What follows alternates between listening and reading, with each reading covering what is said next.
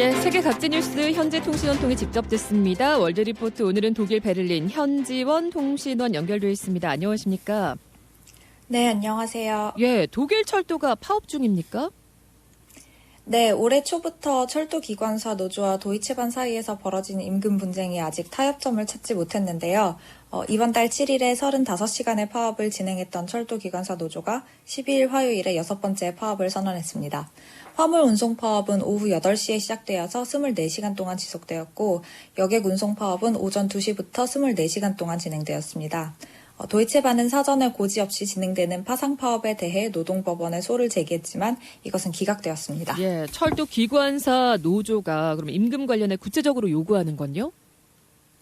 노조의 핵심적인 요구는 2028년부터 주당 근무 시간을 38시간에서 35시간으로 단축하고 임금 전액을 보전해달라는 것입니다.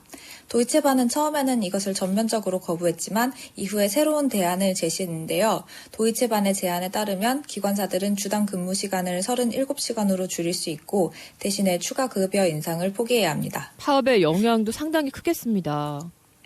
네, 맞습니다. 도이체반은 이번 파업이 운영에 막대한 영향을 미칠 것으로 예상하고 있습니다. 특히 예고 없이 진행되는 파상 파업에 대해 도이체반 최고 인사 책임자 마틴 세일러는 이것이 승객들에게 큰 부담을 주는 행위라면서 비판했습니다. 노조 지도부의 강경한 태도에 대해서 승객협회 프로반도 목소리를 내고 있는데요. 그들은 단체 교섭 파트너 베르디가 운수업계를 파괴하고 있다고 비난하면서 정치인들의 행동을 촉구했습니다. 연방 정부가 철도를 소유하고 있으니만큼 상황에 개입할 의무가 있다는 의견입니다. 예, 파업은 또 노동자의 권리이기도 하고 또 이거를 중재할 책무가 또 정부에 있기도 하죠. 하지만 시민들도 불편할 수밖에 없는데 파업 얼마나 더 이어지겠습니까? 상황이 지금 불투명하기 때문에 파업이 얼마나 이어질지도 불분명합니다. 현재 협상이 진행되지 않고 있습니다. 도이체반은 철도기관사 노조를 교섭 테이블로 초청했지만 노조는 그에 앞서서 개선된 제안을 서면으로 작성할 것을 요구하고 있습니다. 예, 철도 파업에 항공사 파업도 진행되고 있죠. 그렇습니다. 독일 최대 항공사인 루프트한자의 지상 직원들도 7일 오전 4시부터 임금 인상과 노동시간 단축을 요구하면서 철도기관사 노조와 동시에 파업에 들어갔습니다. 여기에다가 프랑크푸르트, 함부르크, 뒤셀도르프 공항에 근무하는 보안 검색 직원까지 파상 파업에 합류하면서 독일은 대중교통은 물론이고 항공교통에도 상당한 제한을 받게 되었습니다. 예. 자, 그리고 독일에 지금 이슈가 되고 있는 것이 저희 한국 상황과 좀 비슷해서 지금 한국은 의료 파업 중입니다. 그 의사 늘리는 방안에 또 의사 단체와 또 정부가 강경하게 지금 대치를 하고 있는 상황인데 독일에서도 이제 이 문제가 불거지나 봅니다. 외국인 의사 계속 늘고 있다고요? 네, 독일 여권을 소지하지 않은 독일 내 의사 수가 사상 최고치를 기록했는데요.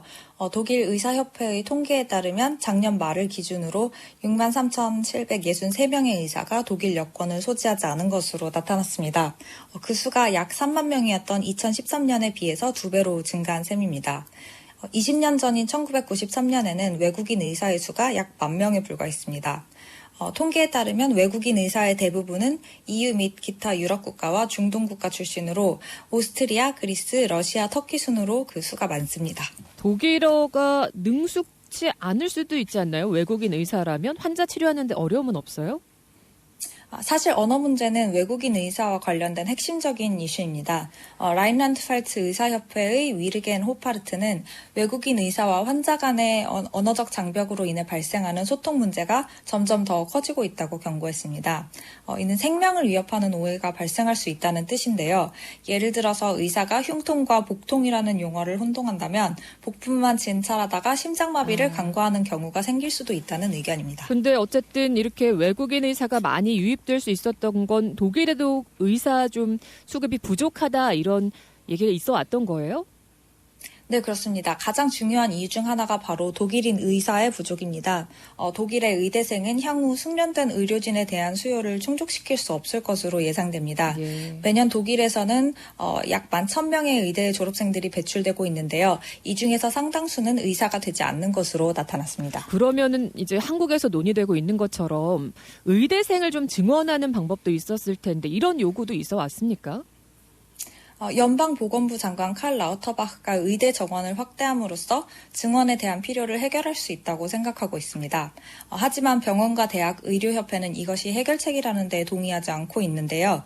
독일 의대교수협회의 프랑크 비싱에 의하면 새로운 의대 설립을 결정하는 데부터 첫 학생이 교육을 시작할 때까지 최소 3년에서 4년이 걸릴 것이라고 합니다. 거기에 또 일반적인 수련 기간인 6년을 더하면 레지던트 과정을 시작하기까지 약 10년의 시간이 걸리게 될 텐데 당면한 문제를 해결하기에는 너무 오랜 시간이 걸린다는 지적입니다. 현재 독일의 의사 부족 문제는 대단히 심각하기 때문에 병원들은 그렇게 오래 기다릴 수가 없는 상황입니다. 비싱은 숙련된 의사가 부족한 진정한 원인을 부족한 의대 정원이 아니라 하루에 평균 3-4시간이 소요되는 불필요한 행정 업무에 있다고 보고 있습니다. 이런 관료주의적인 문제를 해결하면 의사들이 근무 시간을 충분히 확보할 수 있으리라는 의견입니다. 예. 자, 우리나라에 또 시사하는 바가 있겠고요. 다음 이슈로 좀 가보겠습니다. 매년 2월이면 영화 팬들의 시선이 독일 베를린에 몰립니다. 바로 베를린 영화제 열리기 때문인데 코로나19 팬데믹 이후에 열린 행사라 더 성황을 이뤘을 것 같습니다. 좀 전해주실까요? 네, 74회 베를린 국제영화제가 2월 15일부터 25일에 걸쳐서 개최되었습니다. 30개 국가의 20편이 영화가 경쟁작으로 출품되었고요. 이 중에 마티 디오프의 다호메이가 황금곰상을 수상했고 한국 감독 홍상수의 여행자의 필요도 은곰상에 해당하는 심사위원 대상을 받았습니다. 예, 영화제 기간 동안에 또 눈에 띄는 것이 중동 분쟁에 대한 메시지들이 영화제에서 많이 나왔었죠. 네, 그렇습니다. 많은 수상자들이 시상식에서 중동 분쟁에 관련해서 휴전을 촉구하는 목소리를 냈습니다. 황금곰상 수상자인 마티 디오프는 수상 소감에서 팔레스타인에 연대한다고 밝혔고 다이렉트 액션으로 작품상을 수상한 벤 러셀 감독은 가자 지구에서 벌어지는 대량 학살을 규탄하면서 팔레스타인에 대한 연대를 상징하는 캐피에를 입고 시상대에 올랐습니다. 또 한 심사위원은 시상식이 진행되는 동안 휴전을 촉구하는 메시지를 등에 붙이고 있기도 했습니다. 다큐멘터리상을 수상한 노 아더랜드의 경우 이 영화가 팔레스타인 내 이스라엘 점령지 서안지구에 있는 마사퍼 야타 지역 주민들이 이스라엘 군인과 무장한 유대인 정착민에 의해 삶의 터전이 파괴되고 여기에 맞서서 싸워온 과정을 다루고 있습니다. 다큐멘터리의 제작자이자 이스라엘 언론인인 유발 아브라함은 수상소감에서 서안지구에서 벌어지고 있는 아파르테이드를 비판했습니다. 또한 영화의 공동 수상자인 아드라는 가자지구 동포들이 학살당하고 학살당하는 이 상황에 수상을 축하하기는 힘들다면서 독일의 유엔의 요구를 존중하고 그리고 이스라엘에 무기를 보내는 것을 중단할 것을 촉구했습니다. 예, 다른 목소리도 물론 있죠. 네, 그렇습니다. 이 수상소감은 시상식장에서와는 달리 독일 정치계에서 환영받지 못했습니다.